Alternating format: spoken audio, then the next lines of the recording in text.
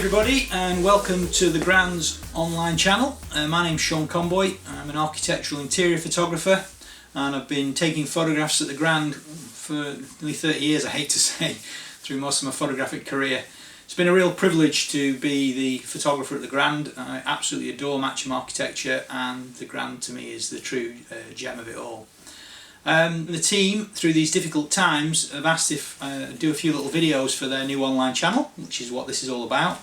And this first one he asked me to do is really about the basics of photography, how you know basically what's going on when you take a photograph and so forth. Because through this isolation that we're all going through at the moment, I think it's a great opportunity to pursue a few more hobbies, and even if you're not into photography, maybe try and take a few more photographs. It's quite a nice occupation. Lots of interesting things to photograph within not only your family but within your house, and the architecture within your house, and if you've got access to a garden, things outside. So there we go. So what we're going to do is talk about the basics really of photography, and I thought we'd obviously look at a camera and what's going on really. So this is a little Fuji camera, that Fuji X camera that I have, and obviously on any camera you've got the lens and the body, or it could be your phone where everything's built into one. So basically when you take a photograph, you've got to make an exposure of the light onto the sensor, and when you do that, two things are happening. You can control it in two ways. One is the shutter speed, the amount of time that the shutter's actually open and allows light onto the sensor, and the other one is called the aperture, which is the hole, the size of the hole that allows the light to fall on your sensor. So the bigger the hole, the more light it lets through; the smaller the hole, the less light it lets through. Again, with the shutter speed, the faster the speed, the less light it lets in; the longer the speed, the more light it lets in. So that's what controls the exposure when you take a photograph. Now, obviously, phones or cameras now have automatic mode, A mode, on here, just like on here. So what the camera then does, it looks at the scene and it makes a decision for you. So it decides what the exposure does. Now the thing with exposure is the automatic is trying to put an average on everything, so it's averaging everything out. So it'll make, most of the time it makes a pretty good job. In fact, it makes a fantastic job of what it does.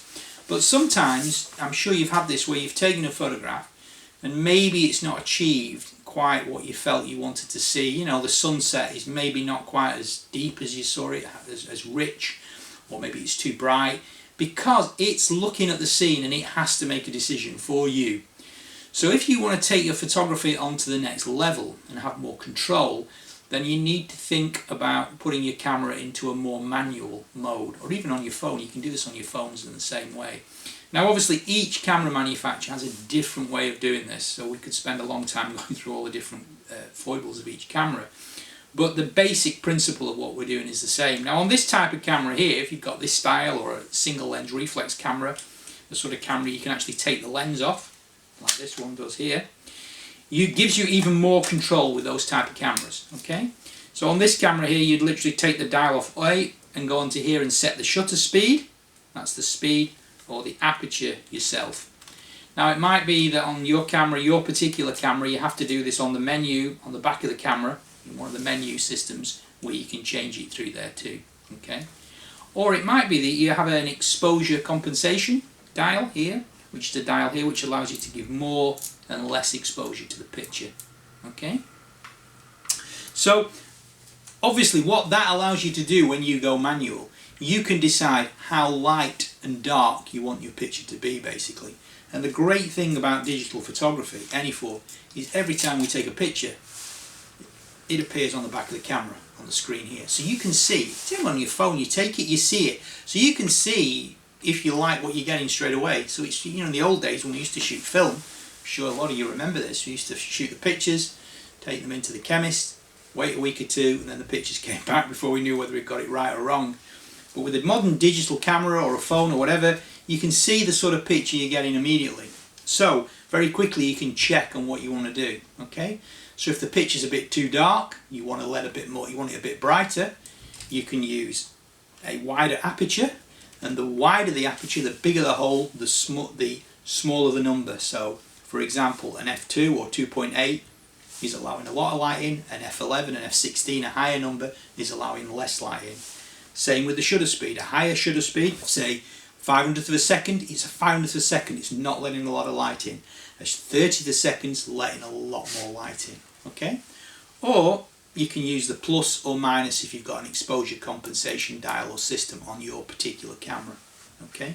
So this will allow you to change the exposure, and the thing to do is just play around with the picture, what you're doing. Just play around with it and see the difference, whether it goes lighter, whether it goes darker, and play around with that idea. And this is the great thing about digital photography. You can just play around with that idea and see what you get, because you're quickly getting a reference as to what you're getting on your picture. Okay? Does that sort of make sense, I hope? Okay. And then the other thing to think about is the lens that you're taking the photograph on. Now, it may be on a camera like this, same as my Hasselblad camera here. You can change the lenses and put different lenses onto the camera, okay, at different times, and that's when you're changing what we call the focal length. But a lot of cameras have what's a built-in zoom lens, a little compact camera here.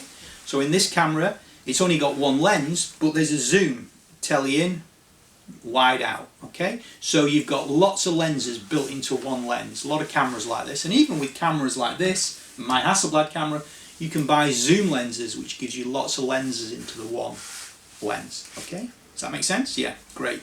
So the reason that we change lenses on the more professional cameras is a prime lens will always give you the ultimate image quality. So sharpness and clarity is always better on a prime lens than a zoom lens. But we're only talking little bits. If you're a professional, you're very, very keen, it might make a difference. But for average people, the zoom lens can be more than adequate for what you want to do. So if you're using a wide angle lens, you want to get a lot in, like we're in a room here, like in my office, we want to get really wide, or in the Grand Theatre, we want to get a lot of space, and we're using a wide angle, it's letting us get a lot into the picture, okay? A telephoto lens is more telephoto, we're photographing something in the distance, so it might be at a football match, people playing football, it might be a bird at the end of your garden, whatever, so that's what you've got, wide and telephoto. And you've got different versions of these lenses, from very wide to very telephoto lenses, and lots of lenses all the way in between. What's classed as a normal lens, sort of in the middle, on a camera like this, it might be probably a 50mm lens or something like that. I'll give you the sort of view that your eye will see roughly. Again, what you need to do is play around with it, same on your phone. You probably notice this a lot with selfies. Everybody's doing selfies on their phones and they're holding the phone up, take the photograph, and to get everything in, the lens has to be quite wide on the phone. You might notice distortion, particularly on foreheads. You see lots of selfies that their foreheads are slightly distorted, and that's what a wide angle lens can do when you're doing that sort of photography. So again, the thing is, play around with this.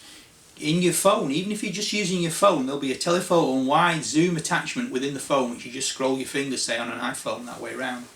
Or you use the zoom lens, like on the little camera here. So take some pictures wide, take some pictures more in the middle, and take some pictures telephoto, and see how it affects the sort of picture you're taking in different ways. So as we said before, try and get out there and take photographs at different focal lengths, different lenses, whether you change it by changing your lens, you've got that style of camera, whether you've got a camera more like this style with a zoom lens, you can move it around, or whether you've got your phone and you can change the lens on your slider on your iPhone, different ways of approaching. Take different pictures, different lengths, different focal lengths, see how it affects things. Also try moving yourself and your camera closer and further away from your subject, play with that until you find something you like the look of. Because compositionally, we've all got creativity in us. We'll all take something different. It's like when we do the workshops at the Grand. Every workshop we do, afterwards when we look at people's pictures they've taken at the end of the workshop, somebody always finds something different or a different view in the Grand than we've seen before. And you'll do the same. So be proud of what you'll put into your pictures, because you'll get something good out of it. The more you play around with it, the better your pictures will become. So please feel free to share, like, comment. If you want to ask questions, send them in on the various platforms, and then in the further videos I'll try and answer those questions for you too. Okay?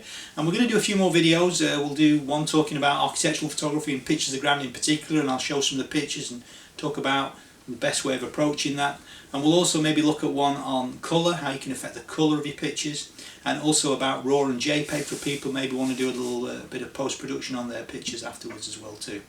Okay, so thank you for viewing, thank you for supporting the Grand, keeping entertained with us, keeping connected with us, and we'll look forward to seeing you again. Thank you very much.